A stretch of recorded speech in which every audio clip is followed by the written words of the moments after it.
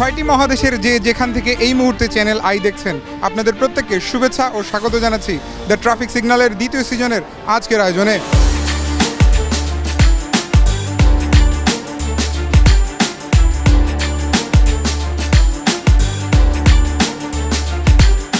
বর্তমান সময়ে সড়ক দুর্ঘটনা কেবল আমাদের দেশে নয়, বিশ্বজুড়ে একটি বড় হুমকি স্বরূপ।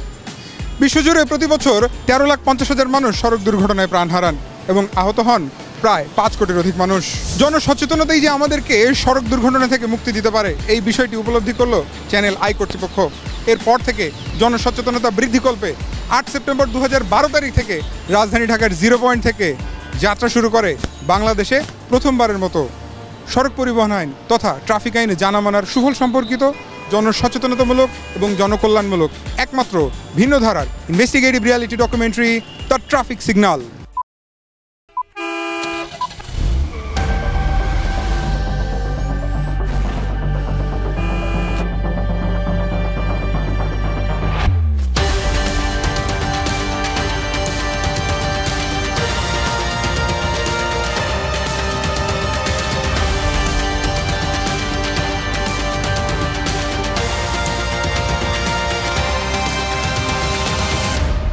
সুনাগরিক হন, ট্রাফিক আইন মেনে চলুন।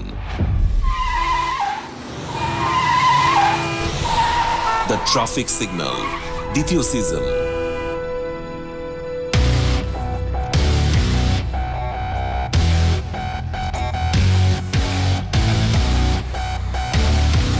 আমাদের জীবনকে সহজ থেকে সহজতর করার জন্য আমরা পথ ও বিভিন্ন ধরনের যানবাহন ব্যবহার করে থাকি, কিন্তু একবিংশ শতাব্দীতে এসে আধুনিকতার চরম শিখরে পৌঁছেও যদি এই সড়কের মাঝেই আমাদের রক্ত দিতে হয়, জীবন দিতে হয় সড়ক দুর্ঘটনার কবলে, তাহলে এর দায়টা কার? আমরা খেয়ালে বেখেয়ালে ট্রাফিক আইন অমান্য করে চালক হিসেবে, যাত্রী হিসেবে, পথচারী হিসেবে, যানবাহন মালিক হিসেবে, অর্থাৎ সর্বোপরি পথ ব্যবহারকারী হিসেবে জেলা সড়ক, আঞ্চলিক মহাসড়ক এবং জাতীয় মহাসড়ক মিলিয়ে বাংলাদেশের মোট 22,476.28 কিলোমিটার সড়ক পথ স্বেচ্ছাচারী হয়ে রক্তাক্ত করে চলেছি।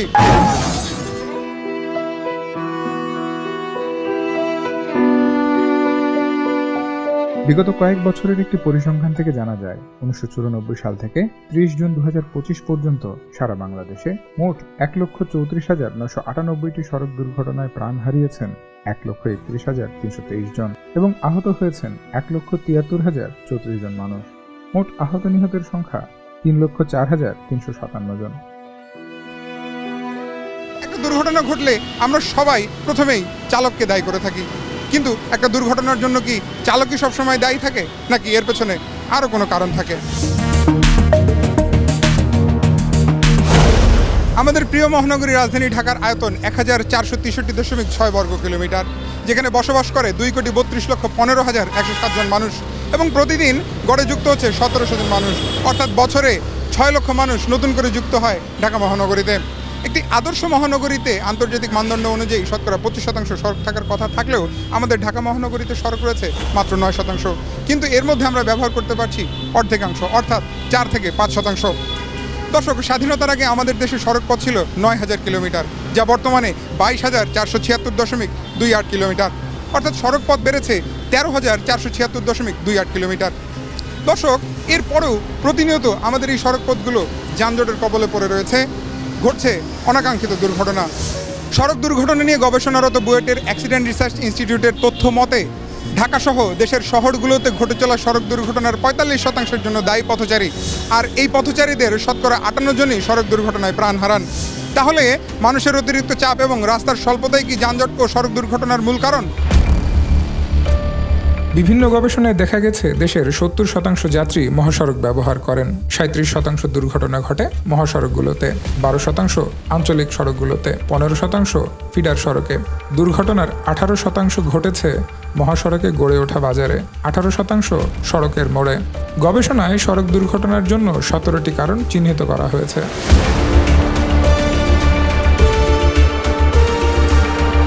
এর মধ্যে অন্যতম কারণগুলো হলো অদক্ষ চালক, বেপরোয়া গতিতে গাড়ি চালানো, নেশাগ্রস্ত হয়ে গাড়ি চালানো, রাস্তার জ্যামিতিক ত্রুটি, রাস্তার ব্ল্যাক স্পট বা ত্রুটি, পথচারী ও যাত্রীদের অসাবধানতা, রাস্তা পারাপারে ফুটওভার ব্রিজ, আন্ডারপাস ও জেব্রা ক্রসিং ব্যবহার না করা, সর্বোপরি পথ ব্যবহারকারী প্রত্যেকের সড়ক পথের আইন না মানার প্রবণতা ও অসচেতনতা।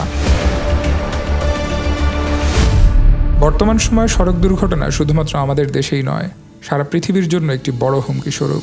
বিশ্বজুড়ে প্রতিবছর প্রায় 13,50,000 মানুষ সড়ক দুর্ঘটনায় নিহত হন, অর্থাৎ প্রতিদিন 3,700 জন, এবং প্রতি 24 সেকেন্ডে একজন প্রাণ হারাচ্ছে সড়কে, আর আহত হয় প্রায় 5 কোটির অধিক মানুষ।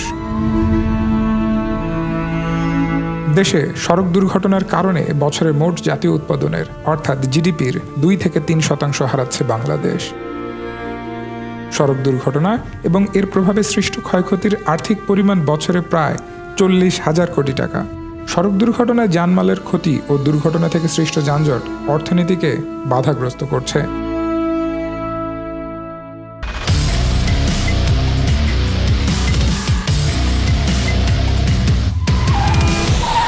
দ্য ট্রাফিক সিগন্যাল দ্বিতীয় সিজন। দুর্ঘটনা কবলিত ব্যক্তিদের তথ্যের ভিত্তিতে একটি পরিসংখ্যানে দ্য ট্রাফিক সিগন্যাল দেখতে পায় আক্রান্তদের মধ্যে শতকরা 48%ই পথচারী, অর্থাৎ পেছন থেকে তাদেরকে আঘাত করা হয়েছে, যার ফলেই তারা দুর্ঘটনার শিকার হয়েছেন। অর্থাৎ পথচারীদের চলার পথে কিছু নিয়ম মেনে চললে বা কিছু করণীয় বিষয় পালন করলে দুর্ঘটনা থেকে রেহাই পাওয়া সম্ভব। দ্য ট্রাফিক সিগন্যাল তুলে ধরছে সেই বিষয়গুলোই।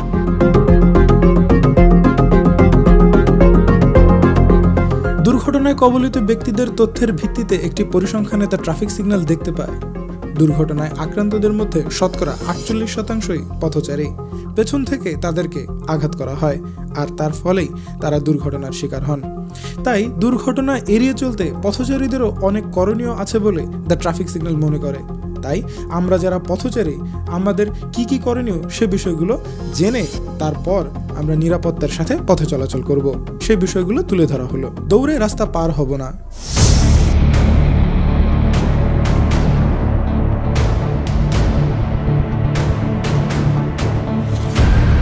ফুটপাত দিয়ে চলাচল করব। জেব্রা ক্রসিং, ফুট ওভারব্রিজ ও আন্ডারপাস দিয়ে রাস্তা পারাপার হব। যেখানে ফুটপাত নেই সেখানে রাস্তার ডান পাশ দিয়ে সাবধানে চলাচল করব। যেখানে জেব্রা ক্রসিং, ফুট ওভারব্রিজ বা আন্ডারপাস নেই সেখানে সিগন্যাল পড়লে তারপর দেখে শুনে রাস্তা পার হব। প্রয়োজনে ট্রাফিক পুলিশ সদস্যদের সহায়তা নেব। রক্ষিত ও অরক্ষিত লেভেল ক্রসিং পার হওয়ার সময় ডানে বায়ে ভালোভাবে দেখে তারপর পার হব। সর্বোপরি যানজট নিরসনে সবাইকে এগিয়ে আসতে হবে। তাহলেই দ্য ট্রাফিক সিগন্যাল বিশ্বাস করে যানজট ও দুর্ঘটনা শূন্যের কোঠায় নামিয়ে আনা সম্ভব হবে। শুধুমাত্র প্রশাসন বা যাত্রীদের দায়িত্ব পালন দিয়েই দুর্ঘটনামুক্ত বাংলাদেশ গড়া সম্ভব নয়। তাই আমরা যারা পথচারী আছি আমাদের যেই দায়িত্বগুলো তা আমরা পালন করব, তবেই দুর্ঘটনামুক্ত বাংলাদেশ গড়তে পারবো। দর্শক, চলার পথে যানজট ও দুর্ঘটনামুক্ত থাকতে পথচারীদের যেমন কিছু করণীয় রয়েছে, ঠিক তেমনিভাবে আমরা যারা পথ যানবাহনের যাত্রী হিসেবে ব্যবহার করি তাদেরও কিছু করণীয় রয়েছে। যানজট ও দুর্ঘটনা শূন্যের কোঠায় নামিয়ে আনতে চাইলে যাত্রী হিসেবে আপনার আমার করণীয় কি সে বিষয়গুলো অবশ্যই পালন করতে হবে। দর্শক, চলুন এই বিষয়গুলো তুলে ধরছি আপনাদের সামনে।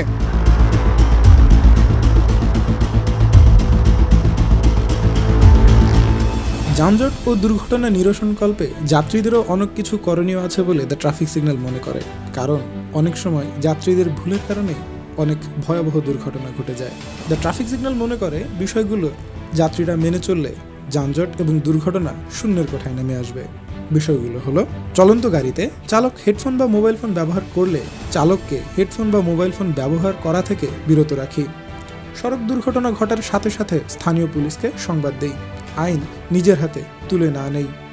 সময় বাঁচাতে গিয়ে ধারণ ক্ষমতার অতিরিক্ত যাত্রী হয়ে গাড়িতে ওঠা থেকে বিরত থাকি।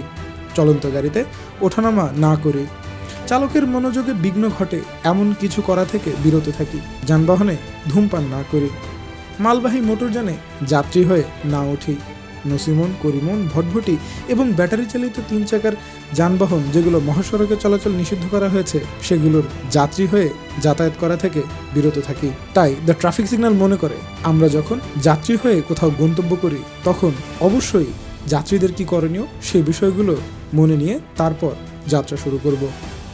তবেই বাংলাদেশকে দুর্ঘটনামুক্ত দেশ হিসেবে গড়ে তুলতে পারব। কারণ শুধুমাত্র প্রশাসনেরই একার দায়িত্ব নয় যানজট ও দুর্ঘটনামুক্ত বাংলাদেশ গড়ে তোলা। এতে যাত্রীদেরও অবদান রাখতে হবে, তাদেরকেও এগিয়ে আসতে হবে।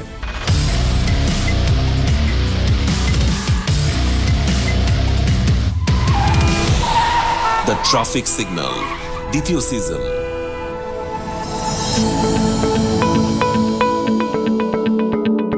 দর্শক, বাবা মা এবং অভিভাবকদেরও কিছু দায়িত্ব রয়েছে ছোট্ট নিষ্পাপ কোমলমতি শিশুদের প্রতি।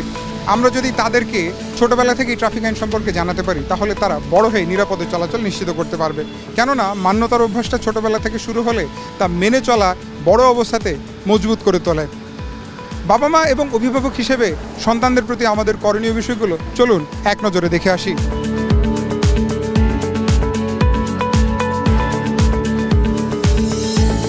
সড়কের মাঝে আমরা যারা চলাচল করি, এদের মাঝে অনেক শিশুও রয়েছে। এই শিশুরা যাতে নিরাপদে পথে চলাচল করতে পারে এবং নিরাপদে আবার ঘরে ফিরে আসতে পারে, তা অভিভাবকগণদেরকেই নিশ্চিত করতে হবে। আর অভিভাবক বলতে যে শুধুমাত্র বাবা মাই তা নিশ্চিত করবেন তা কিন্তু নয়। পরিবারের অন্যান্য সদস্যরাও, যেমন ভাই, বোন, চাচা, মামা, খালু, এরাও কিন্তু শিশুদেরকে শিক্ষা দিতে পারেন, বুঝিয়ে দিতে পারেন কিভাবে নিরাপত্তার সাথে পথে চলাচল করতে হয়।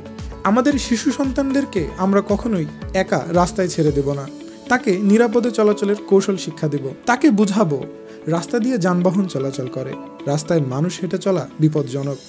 মানুষের চলাচলের জন্য ফুটপাত রয়েছে, সেখান দিয়ে হাঁটতে হবে। যেখানে ফুটপাত নেই সেখানে রাস্তার ডান পাশ দিয়ে সাবধানে চলাচল করতে হবে। রাস্তার মধ্যে খেলাধুলা করা উচিত নয়, এতে দুর্ঘটনা ঘটতে পারে।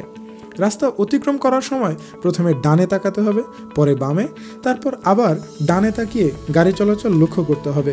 অতঃপর সাবধানে রাস্তা পার হতে হবে।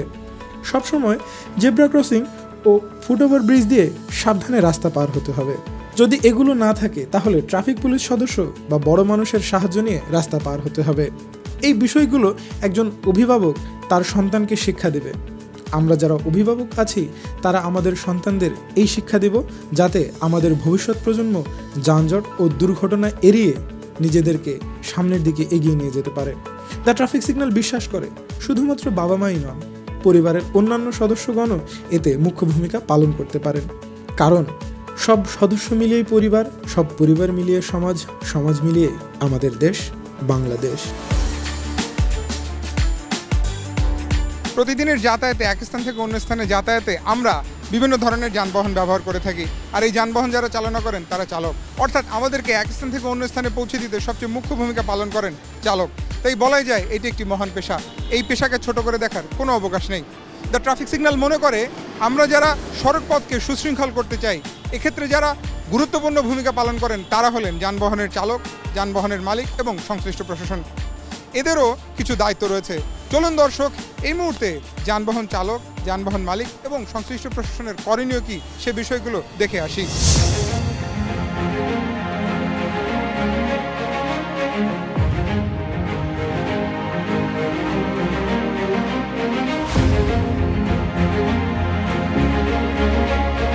যানজট ও সড়ক দুর্ঘটনার জাতাকলে আমরা সর্বসাধারণ নিষ্পেষিত।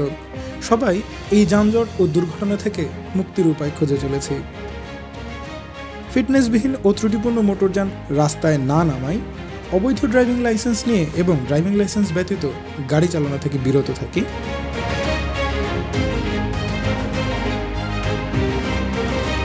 যত্রতত্র গাড়ি পার্কিং এবং যত্রতত্র যাত্রী ওঠানামা থেকে বিরত থাকি। জাতীয় ও আঞ্চলিক মহাসড়কে বা মহাসড়কের পাশে পশুর হাট বা হাট বাজার বসানো থেকে বিরত থাকি।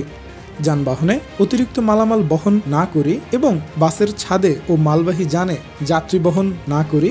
মহাসড়কে যানবাহন ভেদে মোটরযানের সর্বোচ্চ গতি 80 কিলোমিটার এবং ঢাকা সহ অন্যান্য সিটি এলাকায় সর্বোচ্চ গতি 40 কিলোমিটার। এর চেয়ে বেশি গতিতে গাড়ি চালনা থেকে বিরত থাকি। জাতীয় ও আঞ্চলিক মহাসড়কে ইজি বাইক, নসিমন, করিমন, ভটভটি ও ব্যাটারি চালিত যানবাহন, রিক্সা চলাচল থেকে বিরত থাকি। বিআরটি এর সংশ্লিষ্ট অফিস থেকে ড্রাইভিং লাইসেন্সের বৈধতা যাচাই করি, তারপর গাড়ি চালক নিয়োগ দেই। শুধু তাই নয়, নিয়োগের পূর্বে গাড়ি চালকের পূর্ব অভিজ্ঞতাও যাচাই করে নেই। প্রয়োজনে তার আগের কর্মস্থল থেকে তার সম্পর্কে কিছু তথ্য জেনে নেই। সড়ক নিরাপত্তা বিধানে সহায়তা করি এবং নিরাপদে থাকি। দ্য ট্রাফিক সিগন্যাল মনে করে এই বিষয়গুলো আমরা মেনে চললে যানজট এবং দুর্ঘটনা একদম শূন্যের কোঠায় নেমে আসবে। আমরা পাবো যানজট ও দুর্ঘটনামুক্ত চলার পথ। দর্শক, যানজটের কারণে প্রতিদিন নষ্ট হচ্ছে 82 লক্ষ কর্মঘণ্টা। বছরের হিসাবে যা 936 বছরের সমান। একবার ভাবুন তো, আমরা বাঁচি ক বছর? দর্শক, যানজটের আর্থিক ক্ষতির পরিমাণ বছরে 55,000 কোটি টাকা। দ্য ট্রাফিক সিগন্যাল অবহেলা, অবজ্ঞা, অসচেতনতা এবং সড়ক পরিবহন আইন তথা ট্রাফিক আইন না জানা ও না মানার শেষ দেখতে চায়। দ্য ট্রাফিক সিগন্যাল আরও একবার স্মরণ করিয়ে দিতে চায়, আমরা পথ ব্যবহারকারী প্রত্যেকেই নিজ নিজ জায়গা থেকে নিজের দায়িত্বটুকু পালন করলেই যানজট ও সড়ক দুর্ঘটনামুক্ত দেশ গড়া সম্ভব। তবেই আমাদের দেশকে সমৃদ্ধশালী দেশ হিসেবে বিশ্বের দরবারে পরিচিতি দিতে পারবো। ভালো থাকবেন, সুস্থ থাকবেন, নিরাপদে পথ চলবেন, ট্রাফিক আইন মেনে পথ চলবেন। The traffic signal.